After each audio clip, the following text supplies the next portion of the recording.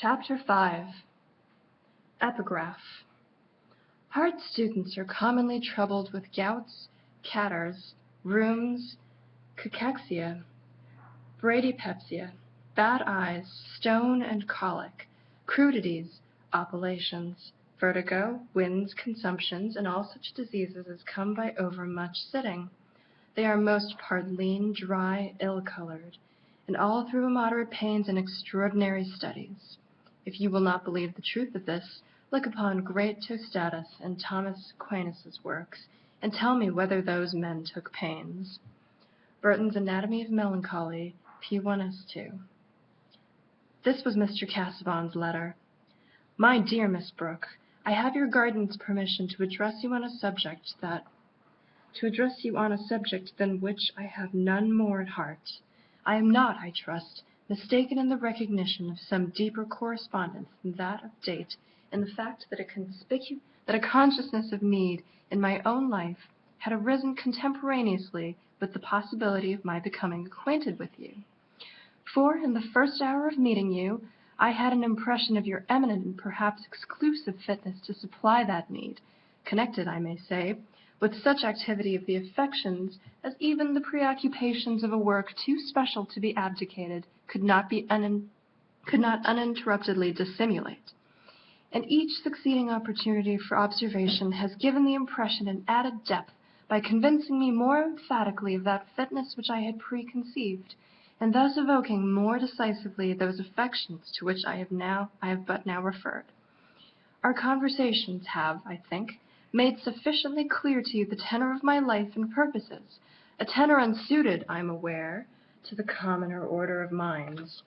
But I have discerned in you an elevation of thought and a capability of devotedness, which I had hitherto not conceived to be compatible either with the early bloom of youth, or with those graces of sex that may be said at once to win and to confer distinction when combined, as they notably are in you, with the mental qualities above indicated.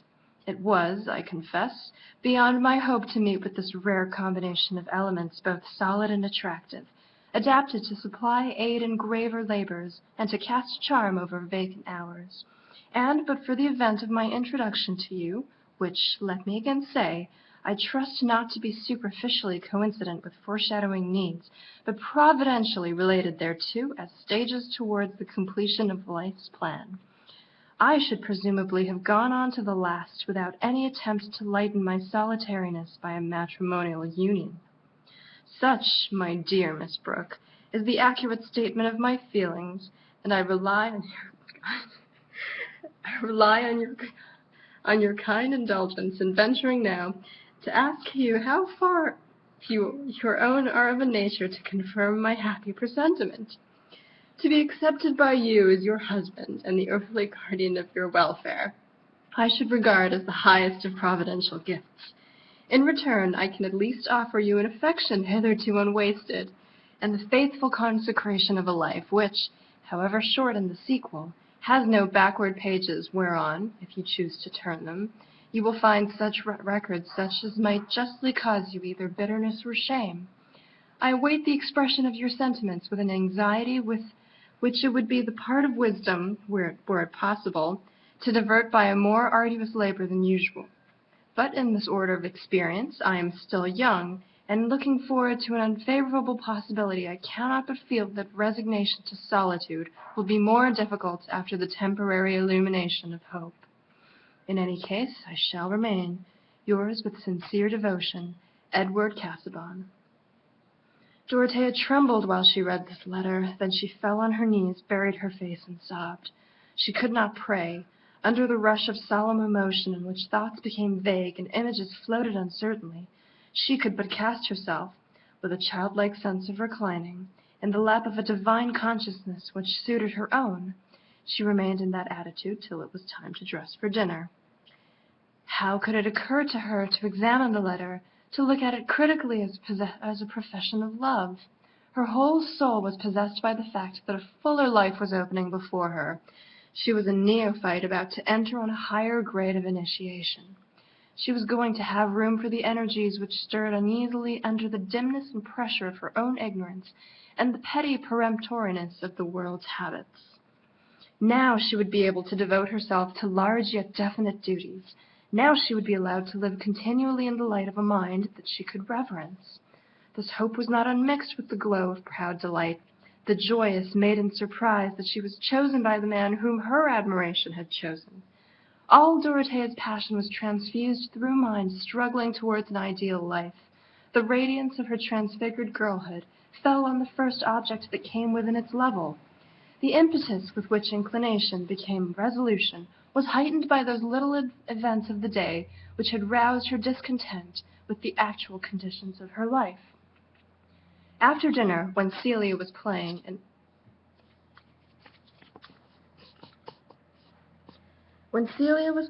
air with variations, a small kind of tinkling which symbolized the aesthetic part of a young lady's education, Dorothea went up to her room to answer Mr. Casaubon's letter.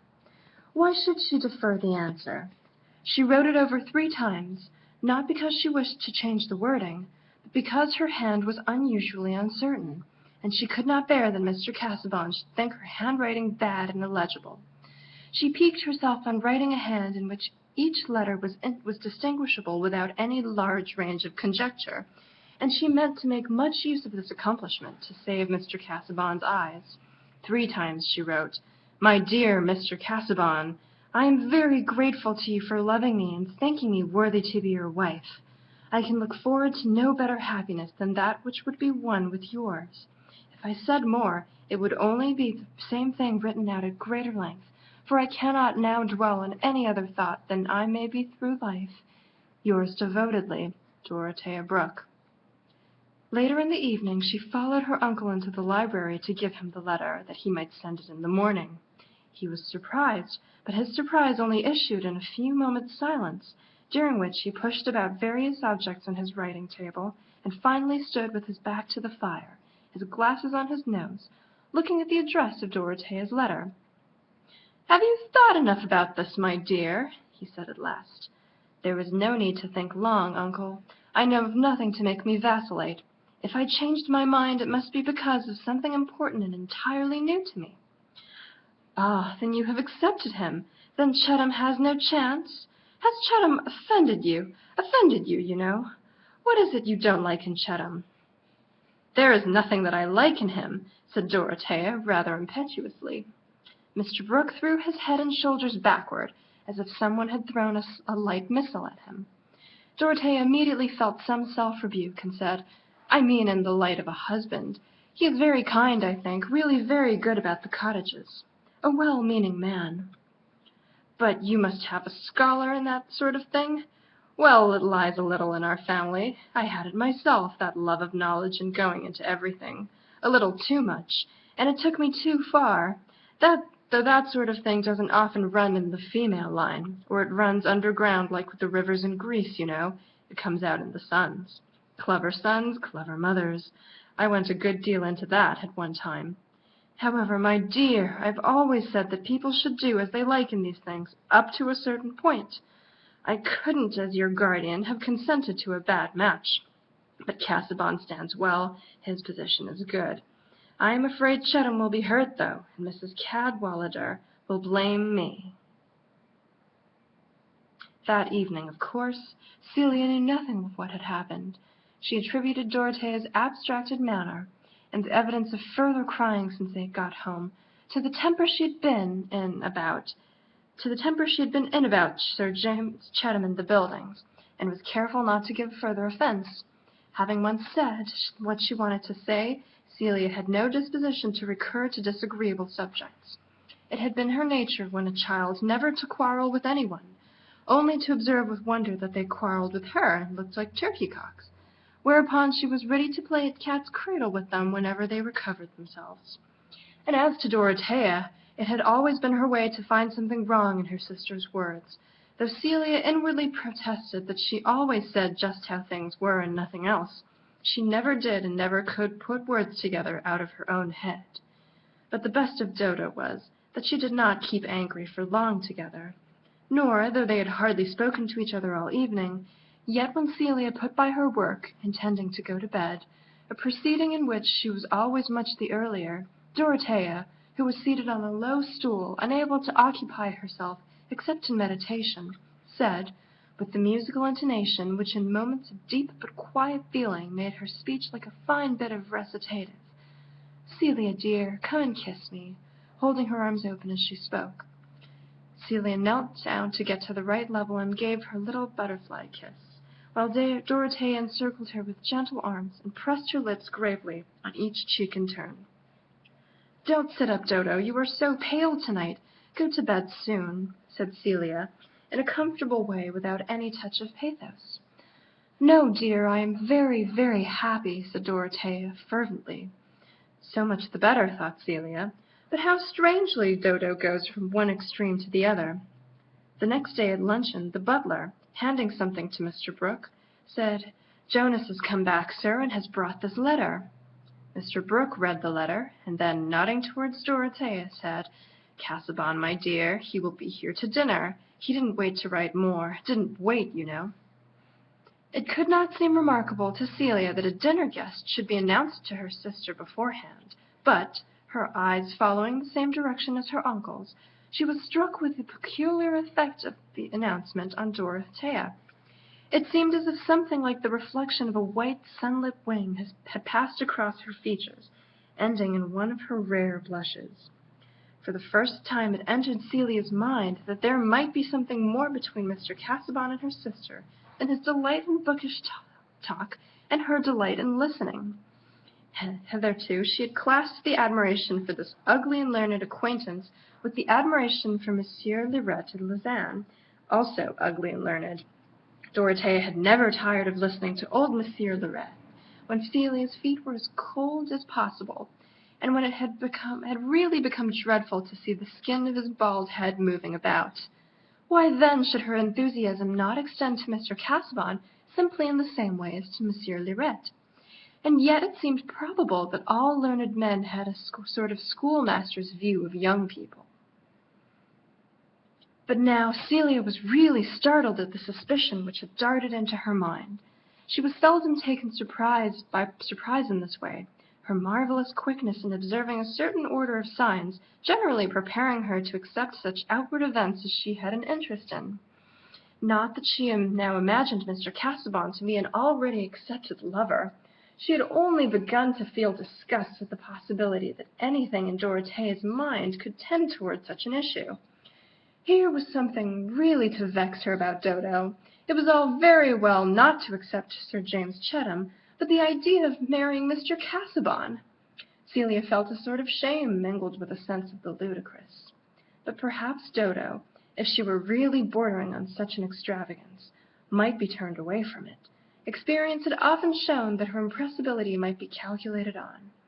The day was damp, and they were not going to walk out, so they both went up to their sitting room, and there Celia observed that Dorothea, instead of settling down with her usual diligent interest to some occupation, simply leaned her elbow on an open book and looked out of the window at the great cedar silvered with the damp. She herself had taken up the making of a toy for the curate's children, and was not going to enter on any subject too precipitately. Dorothea was in fact thinking that it was desirable for Celia to know of the momentous change in Mr. Casaubon's position since he had last been in the house. It did not seem fair to leave her in ignorance of what would necessarily affect her attitude towards him. But it was impossible not to shrink from telling her. Dorothea accused herself of some meanness in this timidity. It was always odious to her to have any small fears or contrivances about her actions. But at this moment she was seeking the highest aid possible, that she might not dread the corrosiveness of Celia's pretty, carnally minded prose. Her reverie was broken, and the difficulty of decision banished, by Celia's small and rather guttural voice speaking in its usual tone, of a remark aside or by the by. "Is anyone else coming to dine besides Mr. Casaubon?"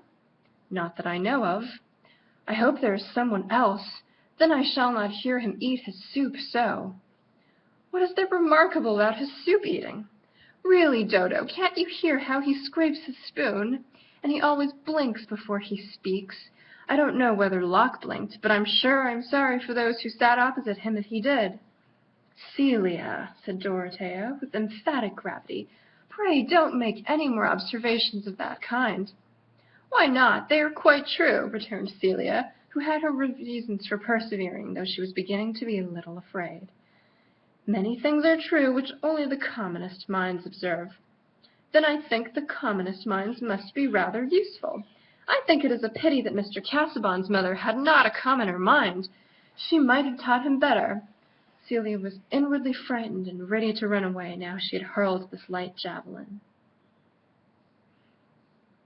Dorothea's feelings had gathered to an avalanche, and there could be no further preparation. "It is right to tell you, Celia, that I am engaged to marry Mr. Casaubon." Perhaps Celia had never turned so pale before.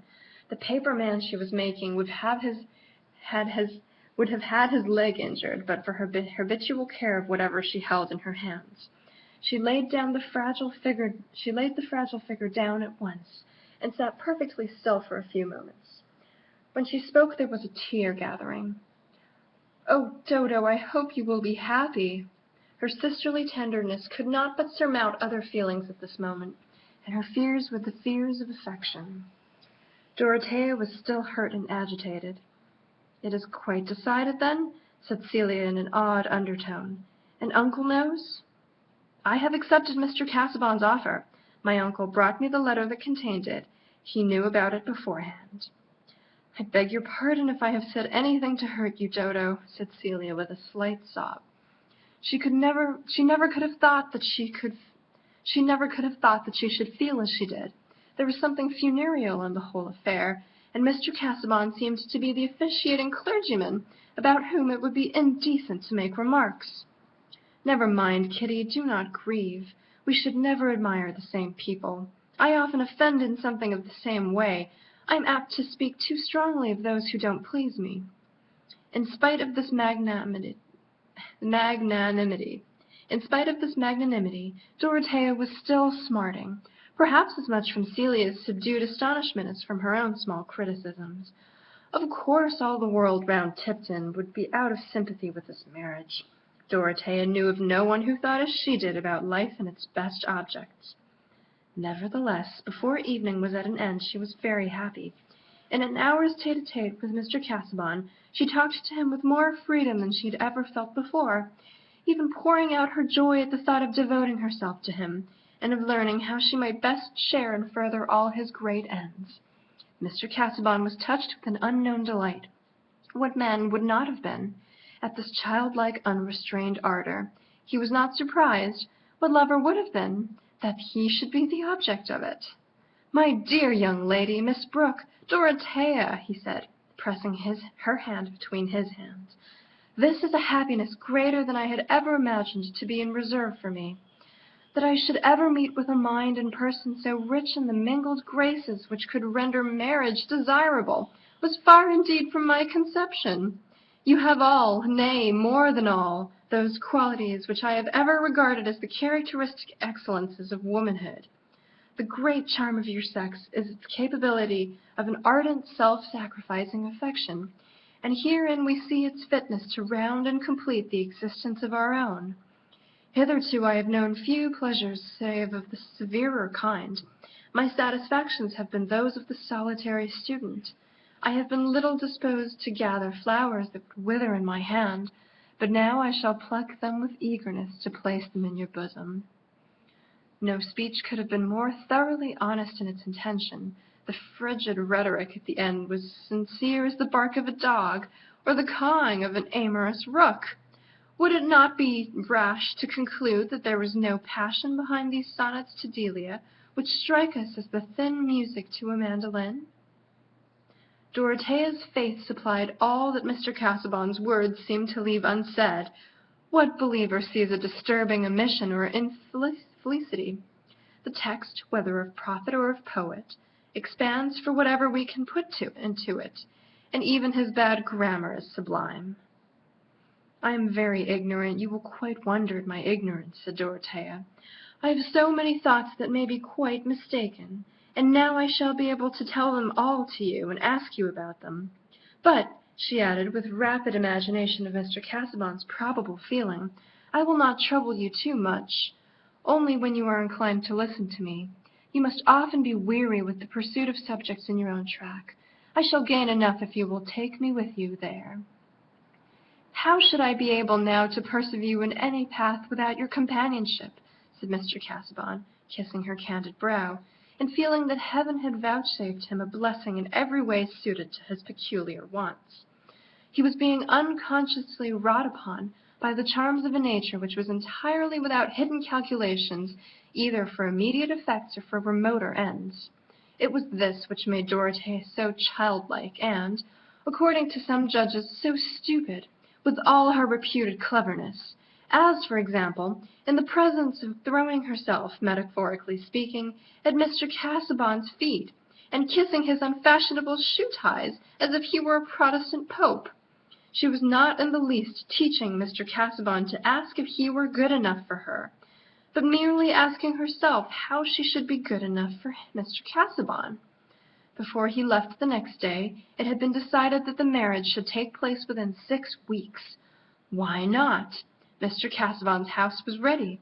It was not a parsonage, but a considerable mansion with much land attached to it. The parsonage was inhabited by the curate, who did all the duty except preaching the morning sermon.